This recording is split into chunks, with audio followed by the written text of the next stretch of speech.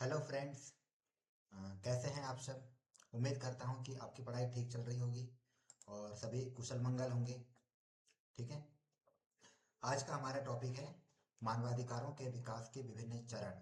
मतलब मानवाधिकार जो भी है इंसान के, उसके विकास के कौन कौन से चरण हुए, मतलब किस किस प्रक्रिया के तहत उनका आज विकास हुआ है, उसके बारे में हम जानेंगे। ठीक है। तो देखो, मानव अधिकारों के विकास की जो ऐतिहासिक यात्रा है वह अत्यंत प्राचीन है, मतलब बहुत पुरानी है, जिसका मूल आधार प्राकृतिक विधि के सिद्धांतों में निहित है। ठीक है। अब जैसे प्राचीन कालीन सभ्यताओं के बारे में बात करें तो उसमें एक सबसे पुरानी है मेसोपोटामिया की सभ्यता, जो कि हमारे सिंधु घाटी सभ्यता के समकालीन थी। तो जो मेसोपोटामिया की सभ्यता है, उसमें है ना एक हम्मुराबी संहिता के बारे में कुछ सुनने को मिलता है। हम्मुराबी संहिता, तो इसमें पहली बार न्याय के लिखित नियम का जिक्र मिलता है। ठीक है। इन नियमों में यह इन नियमों का जो आधार था वो यह था कि शासन जो है शासक की स्वेच्छा पर नहीं बल्कि निश्चित और कुछ लिखित कानूनों पर आधारित होना चाहिए, है ना। ताकि इससे क्या होगा कि अराजकता नहीं होगी, है ना। राजा जो है वो तानाशाही पर नहीं आएगा, है ना। तो उसके लिए क्या हुआ था कि कुछ नियम कानून वगैरह लिखित रूप में मिलते हैं अपने को मेसोपोटामिया की हम्मुराबी संहिता में। ठीक है। तो ये सबसे पहला लिखित साक्ष्य मिलता है हमें मेसोपोटामिया की हम्मुराबी संहिता में मानव अधिकारों के विकास के संदर्भ में। ठीक है। अच्छा, 6वीं शताब्दी ईसा पूर्व में फारस के सम्राट साइरस महान द्वारा जारी किया गया साइरस सिलेंडर, जो कि मानवाधिकारों से संबंधित है, यह विश्व का सबसे पहला आधिकारिक घोषणा पत्र माना जाता है। ठीक है। इसमें उन्होंने विजित क्षेत्रों में दासता की समाप्ति, धार्मिक स्वतंत्रता और नस्लीय समानता की घोषणा की थी, जो कि आधुनिक मानवाधिकारों के विकास का सबसे प्रारंभिक और ठोस आधार बना है। मतलब आज के डेट में यदि हम बात करें तो देखो, 6वीं शताब्दी ईसा पूर्व के बाद का जो भी इतिहास है वो ऐतिहासिक काल के अंतर्गत काउंट होता है। तो उसमें जो फारस के सम्राट थे साइरस महान, उनके द्वारा जारी किया गया साइरस सिलेंडर भारत या पूरे विश्व में मानवाधिकारों से संबंधित प्रथम आधिकारिक घोषणा पत्र माना जाता है। क्लियर। मतलब पहला कौन सा हो गया, मेसोपोटामिया की सभ्यता वाला हम्मुराबी संहिता वाला, है ना। और दूसरा कौन सा हो गया, 6वीं शताब्दी ईसा पूर्व का साइरस महान द्वारा जारी साइरस सिलेंडर। ये दो हो गए प्राचीन काल से संबंधित। ठीक है। इसके बाद प्राचीन यूनानी और रोमन दार्शनिकों, विशेषकर स्टोइक विचारकों ने प्राकृतिक कानून की अवधारणा को दार्शनिक विस्तार दिया। मतलब कुछ प्राचीन कालीन यूनानी और रोमन दार्शनिक हुए, उन्होंने भी जो है प्राकृतिक कानून की अवधारणा का दार्शनिक संदर्भ में कुछ उल्लेख किया। उनका मानना था कि सभी मनुष्य जो है प्रकृति की तरफ से समान है, मतलब बराबर है, और उनके पास कुछ ऐसे प्राकृतिक अधिकार हैं जिन्हें कोई भी सांसारिक सत्ता या राजा छीन नहीं सकता, क्योंकि ये अधिकार जो है ईश्वर द्वारा प्रदत्त है। मतलब ईश्वर का मतलब प्रकृति, प्रकृति द्वारा उन सभी को समान मात्रा में प्राप्त है। ठीक है। तो ये तो हो गए कुछ प्राचीन काल से संबंधित। अब यदि हम मध्यकाल की बात करें तो मध्यकालीन इतिहास में मानवाधिकारों के विकास का जो सबसे महत्वपूर्ण पड़ाव है वो 1215 ईस्वी का मैग्ना कार्टा था। ठीक है। इंग्लैंड के राजा थे राजा जॉन, उनको इस संधि पर हस्ताक्षर करने के लिए विवश किया गया था, जिसने यह स्थापित किया कि राजा भी किसी भी कानून से ऊपर नहीं है और किसी भी स्वतंत्र व्यक्ति को बिना उचित कानूनी प्रक्रिया के बंदी नहीं बनाया जा सकता। ठीक है। तो ये जो है एक प्रकार से देखा जाए तो बहुत अच्छा नियम बनाया गया है कि राजा को भी जो है नियम कानूनों के दायरे में रखा गया है, उसको भी जो है कानून से ऊपर नहीं माना गया है। ठीक है। तो ये 1215 ईस्वी का मेग्ना कार्टा है, जो कि इंग्लैंड के राजा जॉन से संबंधित है। उनको किसी एक संधि पर हस्ताक्षर करने के लिए विवश किया गया था, और ये मध्यकालीन इतिहास के संदर्भ में, मानवाधिकारों के विकास के संदर्भ में। ठीक है। तो उसको भी जो है कानून के दायरे में ला दिया गया कि वो भी जो है कानून से ऊपर नहीं है। अच्छा, इसी प्रकार एक पुनर्जागरण काल है ना, और एक प्रबोधन काल है। तो ये पुनर्जागरण और प्रबोधन काल लगभग एक ही है, जो कि 17वीं और 18वीं शताब्दी की घटना है। तो इसमें मानवाधिकारों को आधुनिक दार्शनिक स्वरूप प्राप्त हुआ। इसमें कोई जॉन लाक करके एक दार्शनिक थे, उन्होंने जो है जीवन स्वतंत्रता और संपत्ति जैसे अधिकारों को प्राकृतिक बताया। मतलब जो भी हमारा जो जीवन है, जो भी हमारी स्वतंत्रता है या जो भी हमारी संपत्ति है जो कि हम अपनी मेहनत के द्वारा अर्जित करते हैं, वो सब पर हमारा बिल्कुल पूर्ण अधिकार है, और उस पर जो है कोई भी सत्ता के माध्यम से नियंत्रण नहीं किया जा सकता, है ना, या कोई भी हमसे वो चीजें छीन नहीं सकते, है ना। तो इन सिद्धांतों ने यह नींव रखी कि सरकार का मुख्य उत्तरदायित्व जो है जनता के इन मूल अधिकारों की रक्षा करना ही है। मतलब ये सरकार जो है हमारे अधिकारों की रक्षा करने के लिए बनाई गई है, न कि हमारे अधिकारों को छीनने के लिए। हाँ, कुछ कुछ ऐसे नियम कानून हो सकते हैं जो कि सरकार के नियमों का उल्लंघन कर रहे हो या उनके खिलाफ हो, तो उसके हिसाब से फिर कोई भी व्यक्ति को सजा या दंडित किया जा सकता है। लेकिन जो प्राकृतिक अधिकार है, जैसे किसी के जीवन का अधिकार, किसी की स्वतंत्रता का अधिकार, किसी के समानता का अधिकार या किसी की संपत्ति का अधिकार, तो वो उनको समान समान रूप से मिलना चाहिए, है ना। उसके हिसाब से फिर उनके साथ भेदभाव नहीं किया जाना चाहिए। ठीक है। अब देखो 1800, ये हो गया अपना मध्यकाल से संबंधित, है ना। मध्यकाल से संबंधित अपने को दो मिल गए।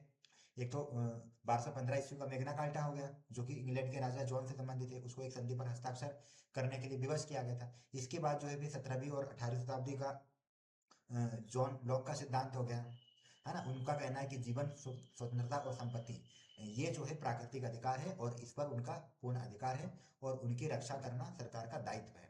ठीक है। अब 1689 ईस्वी का एक ब्रिटिश अधिकार पत्र है, जो कि संसदीय लोकतंत्र और व्यक्तिगत स्वतंत्रता की दिशा में एक बड़ा क्रांतिकारी कदम था। ठीक है। इसने राजा की शक्तियों को सीमित किया और नागरिकों को भाषण की स्वतंत्रता तथा क्रूर दंड से सुरक्षा प्रदान की। उनका मानना था कि ये जो ऐतिहासिक दस्तावेज है, ये भविष्य के सभी लोकतांत्रिक संविधानों के लिए एक महत्वपूर्ण प्रेरणा स्रोत होगा और ये आगे चलकर मानवाधिकारों के विकास के संदर्भ में एक महत्वपूर्ण सिद्धांत साबित होगा। तो ये कौन सा है? 1689 का ब्रिटिश अधिकार पत्र। ठीक है, 1689 का ब्रिटिश अधिकार पत्र, जो कि संसदीय लोकतंत्र और व्यक्तिगत स्वतंत्रता की दिशा में एक बहुत बड़ा क्रांतिकारी कदम था। इसने क्या किया था? इसने राजा की जो शक्ति थी उनको सीमित कर दिया और नागरिकों को भाषण की स्वतंत्रता का अधिकार प्रदान किया, है ना। और जो भी उनको क्रूर दंड दिया जाता था उससे भी उनको सुरक्षा प्रदान की गई। ठीक है, 1689 का ब्रिटिश अधिकार पत्र, ध्यान रखना। अच्छा, इसके बाद जो है 1776 में अमेरिका को स्वतंत्रता की प्राप्ति हुई थी। तो इसने भी जो है मानवाधिकारों के विकास को वैश्विक स्तर पर एक नई ऊंचाई प्रदान की। एक विद्वान थे थॉमस जेफरसन, उसके द्वारा लिखित एक घोषणा पत्र है ना। उसमें यह स्पष्ट किया गया था कि सभी मनुष्य जो है समान पैदा हुए हैं और उन्हें सुख प्राप्ति का पूर्ण अधिकार है।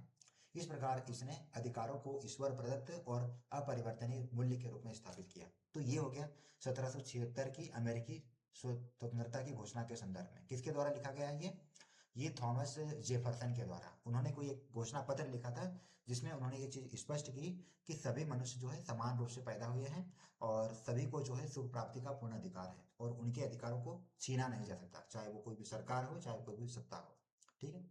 अच्छा, इसके बाद 1789 की फ्रांसीसी क्रांति हुई और उसके पश्चात कुछ और भी कुछ नए सिद्धांत आए, जैसे कि स्वतंत्रता, समानता और बंधुत्व का सिद्धांत, जो कि एक प्रकार से वैश्विक नारा था, है ना। और इसने भी जो है मनुष्य और नागरिक अधिकारों की घोषणा नागरिक अधिकारों की घोषणा की, है ना। तो आपको तो पता होगा कि जो 1789 की जो फ्रांसीसी क्रांति था उसका प्रमुख नारा कौन सा था? स्वतंत्रता, समानता और बंधुत्व, है ना। तो ये जो नारे थे या इस प्रकार के जो भी विचार थे, इन्होंने यह स्पष्ट किया कि संप्रभुता केवल जनता में निहित है। संप्रभुता का मतलब क्या होता है? कि किसी के अधिकारों का हनन न हो, है ना। और कानून जो है केवल समाज के लिए हानिकारक कार्यों को रोकने के लिए ही निर्मित होनी चाहिए, है ना। जो भी कानून वगैरह हो वो किस तरह के होने चाहिए? वो मानव के जन कल्याण के लिए होने चाहिए, ठीक है, उनके उल्लंघन के लिए नहीं। ठीक है। तो जो 1789 की जो फ्रांसीसी क्रांति थी उसने इस प्रकार का नारा दिया, स्वतंत्रता, समानता और बंधुत्व, मतलब सभी के लिए स्वतंत्रता का अधिकार होना चाहिए, सभी के लिए समानता का अधिकार होना चाहिए और सभी के साथ मिलजुल कर भाईचारे की भावना होनी चाहिए, है ना। उनके साथ किसी प्रकार का भेदभाव नहीं होना चाहिए। ठीक है। अच्छा, आगे बात करें हम 19वीं शताब्दी में, तो इसमें ये तो हो गई 18वीं शताब्दी की घटना। अब इसके बाद 19वीं शताब्दी की बात करें तो 19वीं शताब्दी में मानवाधिकारों का विस्तार जो है सामाजिक सुधारों की दिशा में तीव्रता से हुआ। तीव्रता मतलब उसमें फिर तेजी आई। ठीक है। इस काल में दास प्रथा के उन्मूलन हेतु वैश्विक स्तर पर अनेक प्रभावशाली आंदोलन चले, जैसे कि 1833 में ब्रिटिश साम्राज्य में दासता का अंत और अमेरिकी गृह युद्ध के बाद दासता की पूर्ण समाप्ति ने मानवीय गरिमा को एक नई कानूनी पहचान दी। ठीक है। अब सर, जो मानवाधिकारों का विस्तार है ये फिर धीरे धीरे बढ़ते गए, क्योंकि इन सब की शुरुआत तो धीरे धीरे हो ही रही थी ना। जैसे प्राचीन काल में हमने कुछ देखी है, मध्यकाल में कुछ देखी, और अब हम अब आधुनिक काल में आ गए। तो आधुनिक काल में भी इन सुधारों के विकास क्रम में कुछ ना कुछ घटनाएं होती रहेगी। ठीक है। तो 19वीं शताब्दी हमने हमने क्या देखा कि दास प्रथा का उन्मूलन हो रहा है। उन्मूलन का मतलब उनको जड़ से समाप्त किया जा रहा है, और उनके साथ जो है मानवीय व्यवहार किया जा रहा है। ठीक है। उदाहरण के तौर पर 1833 में ब्रिटिश साम्राज्य में दासता का अंत हुआ, और अमेरिकी गृह युद्ध के बाद, जो भी अमेरिका में गृह युद्ध हुआ था उसकी समाप्ति के बाद दासता की पूर्ण समाप्ति ने मानवीय गरिमा को एक कानूनी पहचान दी। तो ये एक प्रकार से 19वीं शताब्दी की एक महत्वपूर्ण घटना हो गई। ठीक है। अब यदि हम 20वीं शताब्दी की बात करें, तो 20वीं शताब्दी में आपको पता होगा कि प्रथम विश्व युद्ध हुआ था 1914 से 18 में, है ना। तो इसके नरसंहार के बाद, मतलब इसमें बहुत सारे लाखों लोगों की मृत्यु हुई थी, है ना। तो उसके बाद एक राष्ट्र संघ करके एक संस्था की स्थापना की गई थी, जिसको इंग्लिश में कहते हैं यूनाइटेड नेशंस। ठीक है। तो इस संस्था की स्थापना हुई थी। अब देखो, हम ये बात को बिल्कुल स्वीकार कर रहे हैं कि ये जो संस्था है ये पूरी तरीके से सफल नहीं हो पाई थी, लेकिन फिर भी इसने कुछ मानवीय अधिकारों के लिए कुछ काम किए थे, जैसे कि अल्पसंख्यकों के अधिकार, या श्रम कल्याण, या बाल दासता को रोकने के लिए कुछ अंतर्राष्ट्रीय स्तर पर कुछ कुछ प्रयास किए गए थे। और पहली बार जो है भारत में इस प्रकार का कोई वैश्विक मंच सामने आया, जिसने पूरे अंतर्राष्ट्रीय स्तर पर कोई एक नियम कानून की बात रखी कि हम जो है पूरे वैश्विक स्तर पर कुछ ऐसे नियम जारी करेंगे जो कि सभी देशों पर बराबर लागू होंगे। ठीक है। हालांकि इसका ज्यादा कोई फर्क पड़ा नहीं है, और इसी के परिणाम स्वरूप फिर 1939 से 45 के बीच में फिर द्वितीय विश्व युद्ध हुआ था, है ना। तो हम थोड़ा द्वितीय विश्व युद्ध की बात कर लेते हैं। तो जो द्वितीय विश्व युद्ध हुआ था, उसमें भी नाजी शासन द्वारा, है ना, नाजी शासन, जो नाजी शासन मतलब वो जर्मनी, है ना।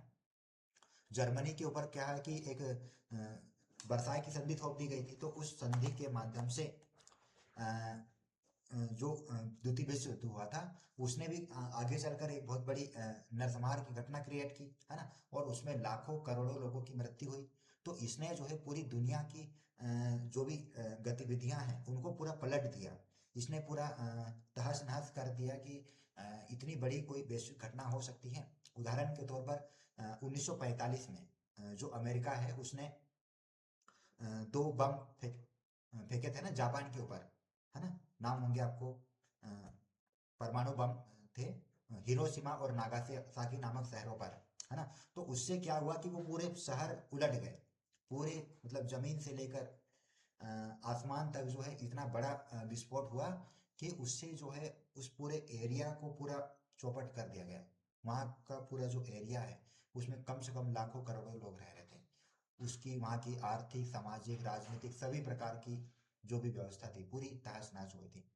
तो इसने क्या किया कि इस भीषण नरसंहार के बाद फिर एक 1945 में संयुक्त राष्ट्र संघ की स्थापना की गई। ठीक है। जो कि मतलब राष्ट्र संघ का अगला अपडेट वर्जन है, समझ लो, है ना। अपडेट वर्जन मतलब फिर उसको खत्म करके फिर संयुक्त राष्ट्र संघ की स्थापना की गई। ठीक है। तो थोड़ा हम द्वितीय विश्व युद्ध के बारे में जान लेते हैं।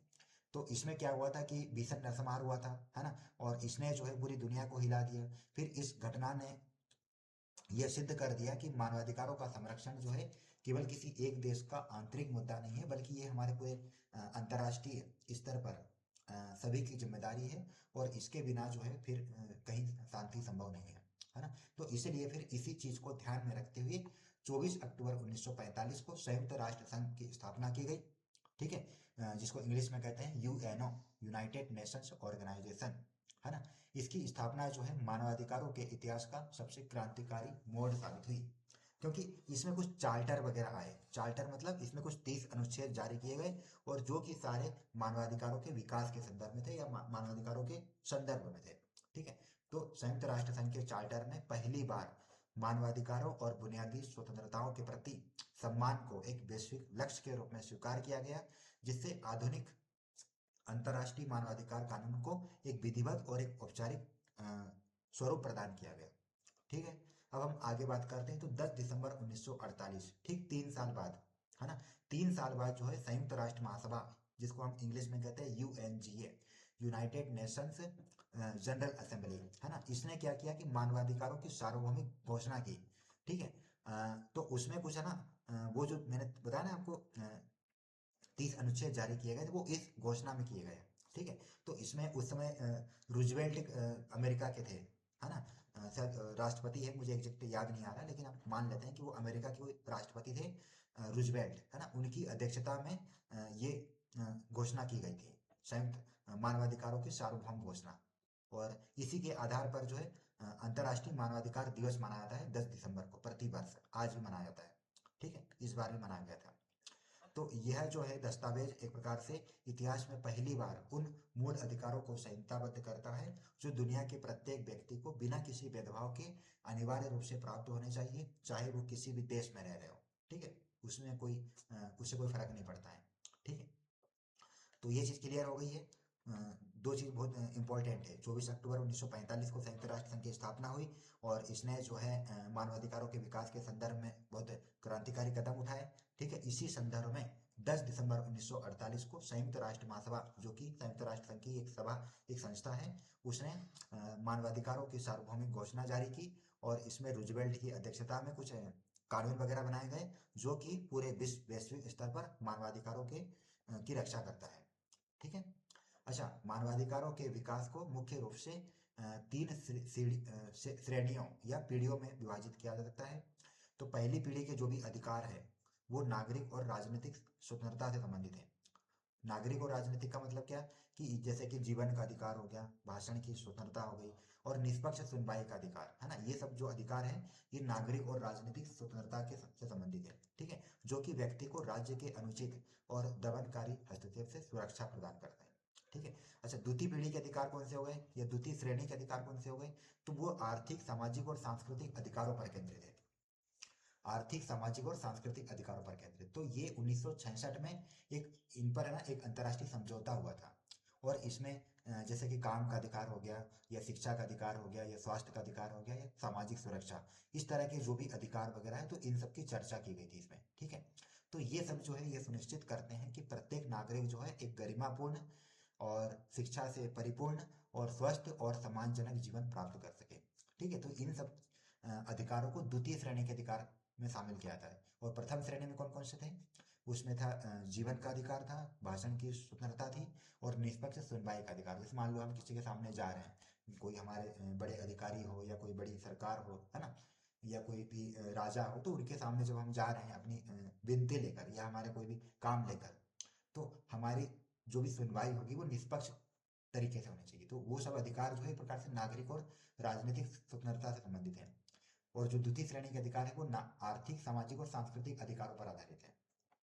ठीक है, तो मैंने टोटल 3 श्रेणी के अधिकारों की बात की थी, तो तीसरा कौन सा है, तृतीय श्रेणी के जो अधिकार है वो सामूहिक या एकजुटता के अधिकार कहलाते हैं। सामूहिक या एकजुटता, है ना। और इसमें जो है स्वच्छ पर्यावरण का अधिकार हो गया, शांति का अधिकार हो गया और विकास का अधिकार, ये सब शामिल है। ठीक है, तो ये जो अधिकार है ये मान्यता देते हैं कि कुछ जटिल समस्याओं का समाधान वैश्विक सहयोग और सामूहिक प्रयासों के बिना संभव नहीं है। जैसे कि वर्तमान में जलवायु परिवर्तन की समस्या, तो अब जलवायु परिवर्तन की जो समस्या है वो किसी एक देश की समस्या नहीं है, बल्कि ये पूरे विश्व की समस्या है ना। तो इसके लिए सभी को क्या होगा, सभी को क्या करना होगा, एकजुट रहना पड़ेगा, सभी को एक समूह बनाकर काम करना होगा। तो ये एक प्रकार से इसलिए जो है इसको सामूहिक या एकजुटता का अधिकार कहा जाता है। ठीक है, जैसे मान लो पर्यावरण का अधिकार, है ना, कोई विकास का अधिकार हो, जैसे मान लो कि आज सस्टेनेबल डेवलपमेंट पर 17 गोल बनाए गए हैं अंतर्राष्ट्रीय स्तर पर, तो सभी देश जो है धीरे धीरे उस पर काम कर रहे हैं। कुछ लोगों ने कुछ अचीव कर लिए हैं, कुछ लोग अभी प्रयास कर रहे हैं, बाद में अचीव करेंगे क्योंकि उनके पास वो उतने संसाधन नहीं है। जैसे उदाहरण के लिए हमारा भारत, तो भारत ने भी कुछ लक्ष्यों को मुझे लगता है कुछ स्तर पर प्राप्त कर लिया है, लेकिन अभी कुछ भी प्रयास, अभी फिर भी बहुत स्तर पर अभी उनको प्रयास करना बाकी है ना। तो ये सब जरूरी है, इससे क्या होगा कि मानव का भी विकास होगा और ये पूरे विश्व के विकास से भी संबंधित है ना। चलो, तो अब है ना इसके बाद 1993 का वियना घोषणा पत्र है जो कि मानवाधिकारों के इतिहास में भी महत्वपूर्ण साबित हुआ है। इसमें यह स्पष्ट किया गया है कि मानवाधिकार जो है सार्वभौमिक, अविभाज्य और परस्पर निर्भर है। सार्वभौमिक का मतलब सभी के लिए, अविभाज्य मतलब जिसको हम विभाजित नहीं कर सकते, और परस्पर निर्भर का मतलब है कि ये एक दूसरे की मदद करने के लिए है ना। इसी के परिणाम जो है संयुक्त राष्ट्र मानवाधिकार उच्चायुक्त, जिसको इंग्लिश में कहते हैं OHCHR, है ना, office of the United Nations high commissioner of human rights, है ना, OHCHR, है ना, संयुक्त राष्ट्र मानवाधिकार उच्चायुक्त, मतलब इस ये है ना पद का सृजन किया गया किसके द्वारा, संयुक्त राष्ट्र संघ द्वारा, है ना। और इसकी इसका निर्माण कब किया गया, 1993 के वियना घोषणा पत्र के तहत, ठीक है, जो कि वैश्विक स्तर पर अधिकारों की निरंतर निगरानी और उनकी प्रभावी रक्षा करने के लिए बनाया गया है, ठीक है। अब देखो हम वर्तमान की बात करें तो वर्तमान में जो आधुनिक डिजिटल युग है ना, इसमें भी मानवाधिकारों का एक नया और चुनौतीपूर्ण चरण प्रारंभ हुआ है, जैसे कि निजता का अधिकार। निजता मतलब प्राइवेसी का अधिकार, है ना। किसी के डॉक्यूमेंट वगैरह हो सकते हैं, किसी की पर्सनल चीजें हो सकती है ना। और आजकल इंटरनेट तक पहुंच बहुत आसानी से हो गई है, तो इससे क्या हो रहा है कि हम उनको है ना मूल अधिकारों के रूप में देख रहे हैं। जैसे मान लो कृत्रिम बुद्धिमत्ता आ गई है ना, कृत्रिम बुद्धिमत्ता मतलब आर्टिफिशियल इंटेलिजेंस, जिसको हम शॉर्टकट में एआई कहते हैं। तो इसके उदय के साथ क्या हुआ कि मानवीय गरिमा की सुरक्षा है तो कुछ डिजिटल मानवाधिकारों के विकास को हम अनिवार्य तौर पर मान रहे हैं, है ना। ताकि क्या हो कि हमारी जो प्राइवेसी है ना, वो उसका उल्लंघन ना हो। जैसे हमने कई सारे एप्लीकेशन अपने मोबाइल में डाउनलोड कर लिए, तो वो हमसे क्या मांगते हैं, परमिशन मांगते हैं। अब हमने उनको परमिशन तो दे दी, और हमारी जो चीजें हैं, जैसे मान लो हमारे मोबाइल नंबर, हमारी फोटो, हमारा नाम, हमारा एड्रेस, और भी बहुत सारी पर्सनल चीजें हो सकती, वो उनके पास चली गई है। तो उससे क्या हो रहा, हमारे निजता का अधिकार का उल्लंघन हो रहा है ना। तो ये सब चीजें किस वजह से हो रही है, ये सब डिजिटल युग के कारण हो रहा है। तो ये सब भी एक प्रकार से मानवाधिकार के विकास के दायरे में आ रहे हैं, है ना। अच्छा, इस प्रकार जो है मानवाधिकारों का विकास एक निरंतर चलने वाली प्रक्रिया है। मतलब प्राचीन काल से लेकर आधुनिक काल तक हम इस पर रेगुलर काम करते जा रहे हैं, ठीक है। आज महिलाओं, बच्चों और शरणार्थियों, यहाँ तक कि जो भी वंचित समुदाय हैं, वंचित समुदाय जैसे SC ST वर्ग है ना, उनके अधिकारों पर भी वैश्विक विमर्श में, विचार विमर्श में वृद्धि हुई है ना। अब देखो इतिहास हमारा साक्षी है कि मानवाधिकारों की परिभाषा समय के साथ निरंतर अधिक समावेशी और व्यापक होती जा रही है, जो कि समाज की बदलती आवश्यकताओं के अनुरूप है ना। इसलिए हमें क्या करना होगा कि मानवाधिकारों के लिए काम करना होगा, और लोगों को जागरूक करना होगा, ताकि वे अपने अधिकारों के प्रति सजग रहे, सचेत रहे, और उनका अच्छे से इस्तेमाल कर सके, है ना, उनका उल्लंघन ना हो, ठीक है। तो इस प्रकार से मानवाधिकारों का जो सफर है वो प्राचीन कालीन साइरस सिलेंडर से लेकर आधुनिक काल के डिजिटल अधिकारों तक हमने देखा है ना। यह विकास दर्शाता है कि मनुष्य ने क्रमिक रूप से अपनी स्वतंत्रता और गरिमा की रक्षा के लिए किस प्रकार संघर्ष किया है, ठीक है। आज ये अधिकार विश्व शांति, सुरक्षा और वैश्विक न्याय के लिए सबसे शक्तिशाली और अनिवार्य स्तंभ बन चुके हैं, ठीक है। तो इस प्रकार से हमने मानवाधिकारों के विकास के विभिन्न चरणों के बारे में चर्चा की है। तो अब मिलते हैं हम नेक्स्ट टॉपिक पर, ठीक है। Thank you.